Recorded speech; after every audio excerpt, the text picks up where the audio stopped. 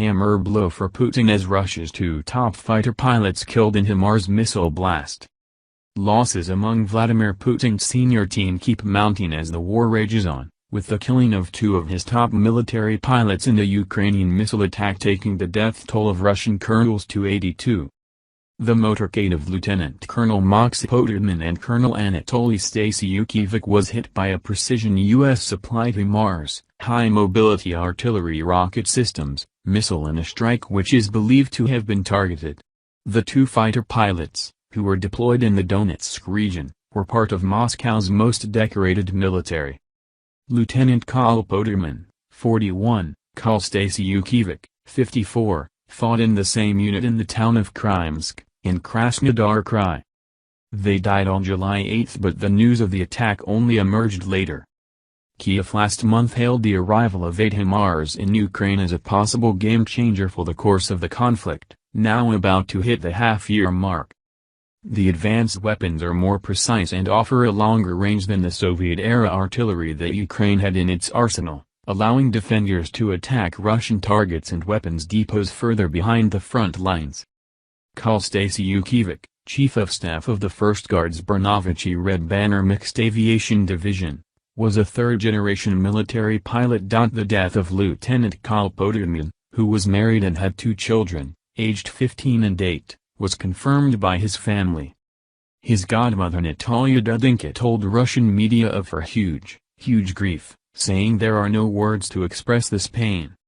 Lieutenant Kol Poterman's father Alexei Poterman, chairman of the Volgograd Regional Parachuting Federation, said, "My son's car was hit by a HIMARS missile, which we have been hearing so much about lately. His injuries were incompatible with life."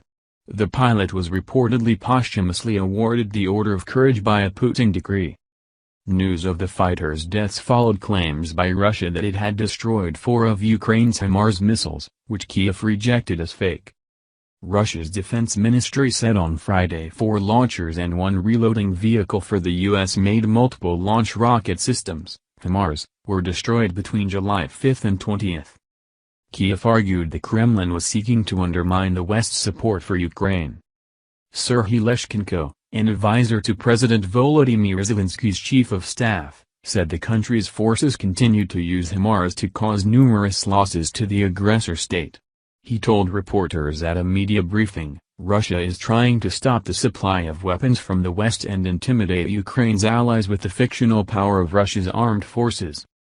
Last week, Kiev used HIMARS to attack a crucial bridge across the Dnieper River in Moscow-controlled parts of the southern Kherson region, punching large holes in the asphalt and prompting local Russian-installed officials to warn it could be completely destroyed if the attacks continue. Today, Ukraine said its troops had the powerful rocket systems to destroy 50 Russian ammunition depots since receiving the weapons last month. In remarks on national television, Defense Minister Alexei Reznikov underlined the growing impact the HIMARS are having as Ukraine tries to repel Putin's invasion. He said, "This cuts their Russian logistical chains and takes away their ability to conduct active fighting and cover our armed forces with heavy shelling." Mr. Reznikov said Ukrainian artillery crews had conducted precise strikes on several bridges. He gave no details of which bridges. Reznikov also said Ukraine had received 3 Gepard anti-aircraft armored fighting vehicles, the first of 15 expected, and that Kiev was expecting to take delivery of several dozen Leopard tanks. Washington said it will send 4 more HIMARS to Ukraine in its latest package of military support.